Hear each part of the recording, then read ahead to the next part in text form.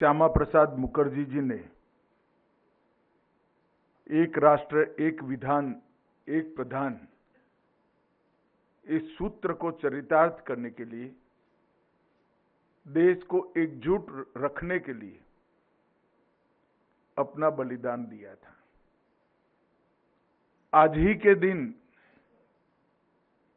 जम्मू कश्मीर की जेल में इलाज के बगैर संदेहास्पद स्थिति में इनकी मृत्यु हुई थी। श्यामा प्रसाद मुखर्जी इस राष्ट्र के बहुत बड़े नेताओं में शुमार होते हैं, जिन्होंने कभी जीवन में कुछ भी प्रसिद्धि के लिए नहीं किया, मगर जो भी किया इसके दूरगामी परिणाम इस देश के लिए शुभांकर हुए।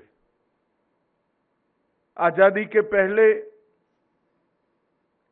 जब विभाजन हो रहा था, तब बंगाल का विभाजन कर पश्चिम बंगाल भारत में रहे और पूर्वी बंगाल पाकिस्तान में जाए, जो आज का बांग्लादेश है। अंग्रेजों के साथ लड़ाई कर इस श्यामा प्रसाद मुखर्जी ने सुनिश्चित किया था। इसी के कारण आज पश्चिम बंगाल भारत का अभिन्न अंग बना हुआ है। देश जब आजाद हो गया, उसके बाद कश्मीर में धारा 370 लागू की गई। कश्मीर का राष्ट्रध्वज होता था, कश्मीर का संविधान अलग होता था, कश्मीर में एक अलग प्रधानमंत्री बैठते थे, कश्मीर में एक राष्ट्रपति भी बैठते थे। ये संकल्पना भारत की एकता और अखंडता के लिए बहुत खतरनाक थी। तब श्यामा प्रसाद मुखर्जी ने एक आंदोलन छेड़ा कि एक देश में दो विधान, दो निशान और दो प्रधान नहीं रहेंगे। और दिल्ली से लेकर कश्मीर तक मार्च लेकर गए। जहां कश्मीर की शुरुआत हुई, उनसे परमिट मांगा गया। जिस तरह से दूसरे देश में जाने के लिए पासपोर्ट चाहिए होता है, कश्मीर में जाने के लिए उस वक्त परमिट की व्यवस्था थी। इन्होंने कहा, कश्मीर मेरे देश का हिस्सा है, मुझे कोई परमिट की जरूरत नहीं है। और श्यामा प्रसाद मुखर्जी को वहीं अरेस्ट कर दिया गया। और उस जेल में ही श्यामा प्रसाद मुखर्जी का संदेहास्पद मृत्यु भी हुई। उन्होंने इसी मुद्दे पर जवाहरलाल जी के प्रथम मंत्रिमंडल से उद्योग मंत्री के रूप में इस्तीफा भी दिया था। और आज श्यामा प्रसाद जी का वो स्वप्न साकार हो गया है। धारा 370 समाप्त हो चुकी है और उनकी बनाई पार्टी भारतीय जनसंघ, जो अब भारतीय जनता पार्टी के नाम से जानी जाती है, गंगा से लेकर बंगाल के गंगा सागर तक भारतीय जनता पार्टी का शासन। राष्ट्रवाद, सांस्कृतिक राष्ट्रवाद और भारतीय संस्कृति, ये तीनों के वो प्रखर हिमायती रहे। और मुझ जैसे सैकड़ों, लाखों, करोड़ों कार्यकर्ताओं ने इस 60 साल के अंदर इनकी विचारधारा पर आगे बढ़ते बढ़ते बढ़ते आज देश को आगे बढ़ाने के लिए प्रयास किया है। आज मैं हृदय से श्री श्यामा प्रसाद मुखर्जी के वो महान व्यक्तित्व को, वो महान आत्मा को हृदय से प्रणाम कर मेरी विनम्र श्रद्धांजलि अर्पित करता हूं। मित्रों, आज नाफेड ने एक प्रकार से Nafix.in, दृष्टि, ERP और नाफेड कल्याण,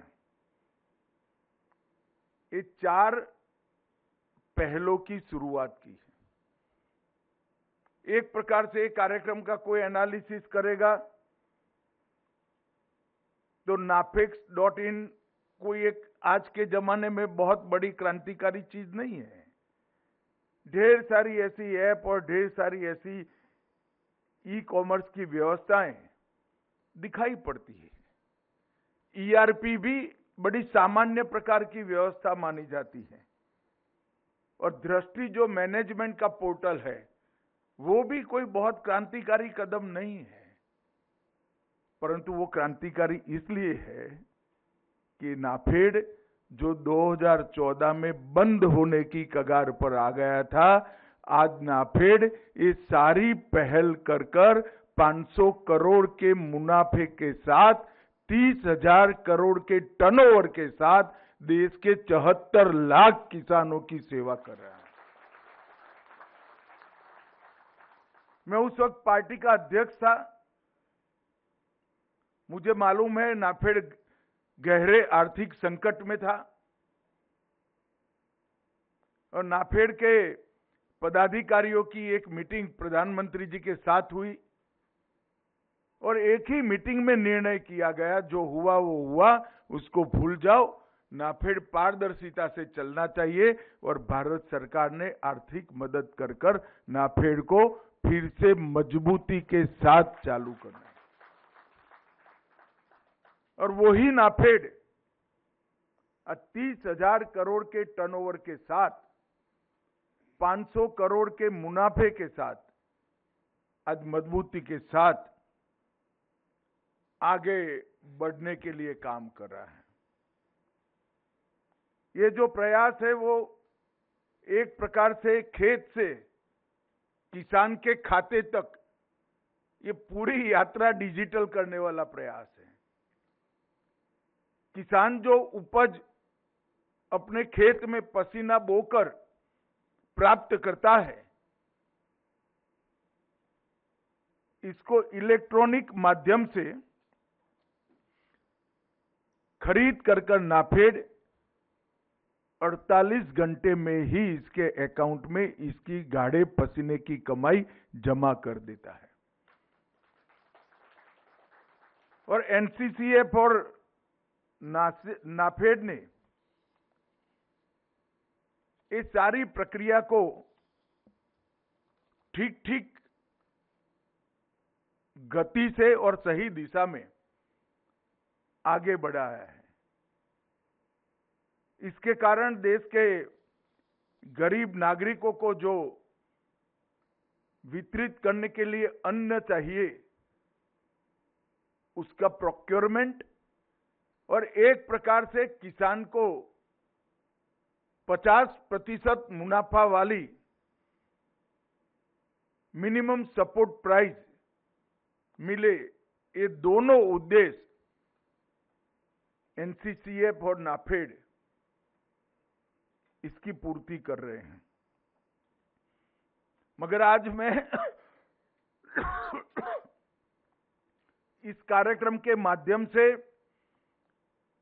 देश के किसानों को और नाफेड और NCCF के कर्मचारियों को, अधिकारियों को और बोर्ड ऑफ मैनेजमेंट को भी कहना चाहता हूं कि बीच में से बिचौलिया निकालने की प्रक्रिया को सतही तौर पर जमीन पर पहुंचाने की अभी भी जरूरत है। जो प्रोक्योरमेंट हो, जो खरीद की जाए, वो सीधा किसानों के पास से होनी चाहिए। बीच में व्यापारियों की भूमिका, दलालों की भूमिका समाप्त कर देनी चाहिए और इसीलिए पोर्टल को ज्यादा लोकप्रिय बनाने की जरूरत है। शिवराज जी ने कहा कि दलहन जितनी किसान बोएगा उतनी हम खरीद लेंगे, मगर फिर भी दलहन के रकबे में संतोषजनक वृद्धि नहीं दिखाई पड़ रही। वृद्धि तो जरूर हुई है, उत्पादन भी बढ़ा है, प्रोक्योरमेंट भी बढ़ा है, मगर दलहन के क्षेत्र में आज देश आत्मनिर्भर नहीं हुआ है। इसका मूल कारण है कि दलहन की एमएसपी किसानों के खाते में सीधी आज भी नहीं जा रही। देश को जितनी दलहन चाहिए उतनी किसानों के माध्यम से, ये ऐप के माध्यम से नहीं इकट्ठी की जा रही है। कहीं न कहीं बाद में व्यापारियों से आपूर्ति करनी पड़ती है, दलालों से भी करनी पड़ती है। और मैं मानता हूं कि ये दृढ़ता पूर्वक बंद कर देना चाहिए और आने वाले 2 सालों में सहकारिता मंत्रालय सुनिश्चित करेगा कि दलहन का एक दाना भी एनसीसीएफ और नाफेड में व्यापारियों के माध्यम से न आए, सीधा किसानों के माध्यम से आए, जिससे मुनाफा पूरा किसानों के पास पहुंचे। और जैसे ही दलहन का उचित दाम किसानों तक पहुंचेगा, अपने आप दलहन का रकबा बढ़ने लगेगा और देश एक प्रकार से दलहन के क्षेत्र में आत्मनिर्भर हो जाएगा। ये 3 साल के अंदर सीधा किसान से दलहन परचेस करने के लिए, अन्य उत्पाद परचेस करने के लिए, मक्का परचेस करने के लिए हमने इंफ्रास्ट्रक्चर बना दिया है। अब ये इंफ्रास्ट्रक्चर को नीचे तक पहुंचाना है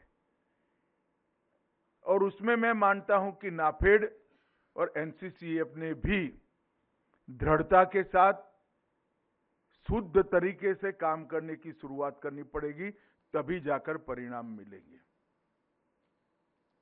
और हमें सुनिश्चित करेंगे कि अगले 2 साल के अंदर किसान ही सीधी दलहन ये दोनों संगठनों को बेचे और पेमेंट सीधा किसान के पास ही चला जाए।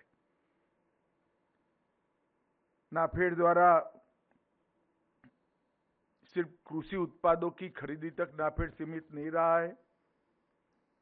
जैविक खेती, बीज उत्पाद, खुदरा कारोबार जो मूल्य को कंट्रोल करता है, जैव उर्वरकों का निर्माण, खाद्य सुरक्षा और अब अंतर्राष्ट्रीय व्यापार, ये सभी क्षेत्रों में विगत 3 साल में नाफेड ने बहुत अच्छा काम किया है और इसके कारण नाफेड की प्रासंगिकता भी बढ़ी है और मुनाफा भी बढ़ा है। और बड़ा इनके आंकड़ों पर नजर रखे तो 21-22 जब सहकारिता मंत्रालय बना तब टर्नओवर 20,000 करोड़ था, आज 30,000 करोड़ हो चुका है और मुझे विश्वास है अगले 2 साल में हम इसको 50,000 करोड़ क्रॉस करने में सफल हो जाएंगे। शुद्ध मुनाफा भी 139 करोड़ से बढ़कर 405 करोड़ हुआ है और नेटवर्थ सिर्फ 358 करोड़ थी, आज 2050 करोड़ की नेटवर्थ के साथ नाफेड एक मजबूत, आर्थिक रूप से सक्षम और आत्मनिर्भर संस्था बनकर उभरा है। अब समय आ गया है कि एनसीसीएफ और नाफेड ने पारदर्शिता के साथ एक एक दाना दलहन का और अन्य उपजों का किसानों के साथ से सीधा खरीदना और बिचौलियों का पूरा तंत्र बिखेर कर मुनाफे पर जिसका अधिकार है वो किसान तक ये मुनाफा पहुंचाने का काम करना चाहिए। आज नाफेड ने किसान परिवारों को उच्च शिक्षा के लिए और अपनी कैरियर के लिए अपने मुनाफे का 1% छात्रवृत्ति के लिए देना का निर्णय किया है। मुझे विश्वास है कि ये व्यवस्था से किसानों के बच्चों को अपने उच्च कैरियर गढ़ने में जितनी भी दिक्कतें आती हैं वो दिक्कतों के समाधान के लिए बहुत बड़ा फायदा होगा। मैं फिर से एक बार नाफेड के चेयरमैन श्रीमान जेठा भाई, उनका पूरा निर्देशक मंडल और सभी अधिकारियों को बहुत बहुत बधाई देता हूं कि नाफेड को आपने एक मजबूत संस्था के रूप में बनाकर देश के किसानों के लिए बहुत अच्छा काम किया है। और आने वाले 2 साल हम सब मिलकर किसान का उपज, किसान सीधा ये ऐप से नाफेड और एनसीसीएफ को पहुंचा पाए, ये सहकारिता मंत्रालय का संकल्प फिर से एक बार दोहराकर मेरी बात को समाप्त करता हूं।